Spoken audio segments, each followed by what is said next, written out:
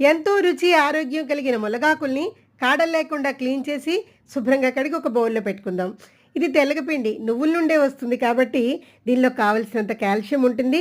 లేడీస్కి చాలా మంచిది. ములగాకులో 4 పచ్చిమిరపకాయలు వేసుకుని ఒక కప్పు నీళ్లు పోసి ఒక ఉడకనిచ్చి తెల్లగపిండిని శుభ్రంగా చల్లేయండి. మన పాత వంటల్ని మర్చిపోకండి. అంతటినీ బాగా కలిపి మూత పెడితే దానిలో ఉన్న నీళ్లతోనే చక్కగా మగ్గిపోతుంది. వేసవి కాలంలో ఇది పిల్లలకి చాలా మంచిది. అమ్మవారి నుండి రక్షిస్తుంది. ఇమ్యూనిటీ బూస్టర్ అన్నమాట.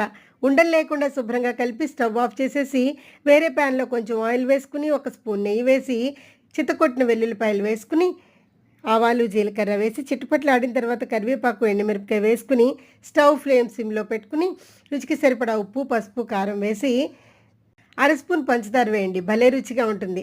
తర్వాత మనం తెల్లగపిండి ములగాకుని కలుపుకునేది వేసేసి అంతా శుభ్రంగా కలిపేయండి. ఇది ఎంత రుచిగా ఉంటుందో అంత ఆరోగ్యం కూడా.